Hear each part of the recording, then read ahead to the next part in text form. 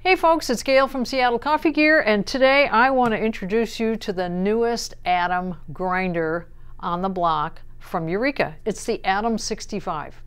So this grinder, it takes it the next step from the original Atom. This one has 65 millimeter flat hardened steel burrs, whereas the other one has 60 millimeter, so this is going to be a little bit faster. Bigger bean hopper. This hopper holds 2.5 pounds of whole beans versus the other one was, oh, I have to forget, I don't remember exactly, but it's less beans. Same programmability right here up front, plus you can do manual. The portafilter rest is similar, although this one doesn't come out like on the other Atom. It would come out and sit on the countertop if you didn't want it there. This one does adjust up and down. This is physically much taller. This is 20 inches tall. So if this is too much for your house and your cabinets, look for the smaller bean hopper. It's a stepless grinder, which means you can set it, it's infinite. It's wherever you set it, and this dial makes it so easy to dial in your grind. So easy. Like I said, programming, you can change the programming on a double and a single. You can make it whatever you want, and you can go up and down. Right now it's 5.90 seconds. I can go 5.95. It goes up in 0.5 second increments. Stumble on that one, Gail. Increments. So it just is such a great grinder. I love these grinders. It's got a light under here so you can see your ground coffee coming down. You know, it's a perk. It's got the shut-off valve so that you can take the bean hopper off and change your beans without having them spill all over the countertop. The other nice thing about the Eureka grinders, and this one is no exception, when you want to clean the burrs, you take off this top lid and you take out the top burr and you clean it and you put it back together. The bottom burr is what does your adjustment with the wheel over here, up and down. You're not changing that when you take that top burr off. When you put the top burr back on, your adjustment is still where it was when you left it. So that's a really nice feature. No more of that struggling to dial it back in again. And then one of the really nice features of this grinder is its silence. It isn't a really noisy grinder. I'm going to put it on manual and I'm going to let you hear it.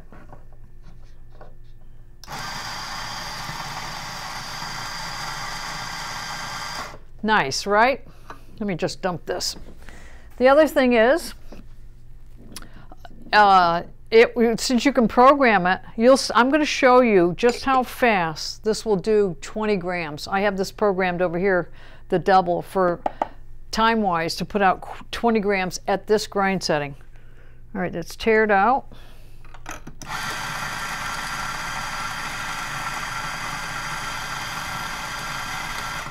That's it. That's 20 grams. Yep, right on. And then the other thing is just how silent it is. I just love this grinder. I can't say enough about that part of it. Consistency too. Look at this. I did some grinding earlier. Now this is set about what you would do for like a Rocket, a Sylvia, something of a non-pressurized portafilter system. That's where it's set right now to give you a nice shot. I took it a lot further down. This has an anti-clumping in the top of the chute that really does its job. I took it down to the finest that this machine would do without clogging it, and it did have some clumping. But I can guarantee you, you're never going to use it at this level unless you're trying to make something like Turkish or something like that. And it's not really designed for that. It's not a Turkish grinder. It's an espresso, which that's what this is right here. Let me just put some of this next to this so that you can see the difference of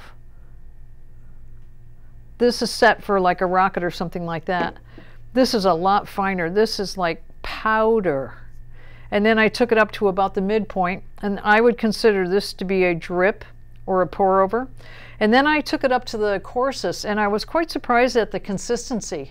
These are all consistent, but typically when you go up to the higher end where you get coarser, they get less consistent. This one actually maintained its consistency better than most. And I took it up to what I would consider to be a French press. And I know we don't call this a French press grinder, but you know, it's mostly designed to stay within the espresso, fine drip, fine pour over range, but it did go up really coarse. Another nice feature of the Atom and the Atom 65 grinder is that it has the pause feature. As you're grinding,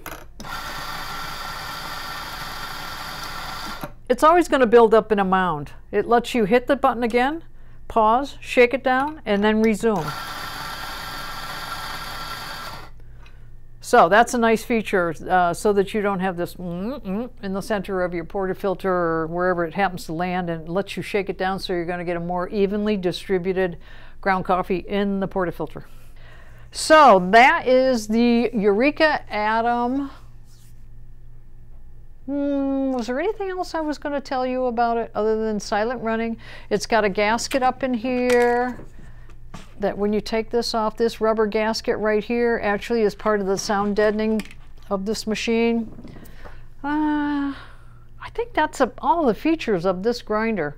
I would say it's well suited for a small cafe, or really well suited for if you have a high-end setup at home and you want a really nice grinder. I would consider this one here.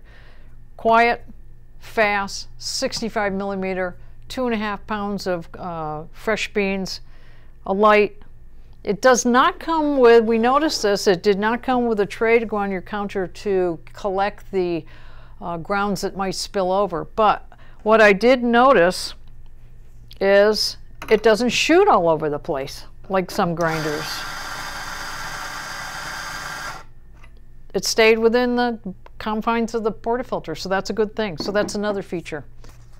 And today, this is the coffee we're featuring, and it's the Bluebeard Santa Maria Eureka. I butchered that, I'm sure, but sorry to Bluebeard for that. And this is from Mexico. Check it out on our website. All the stats are going to be there.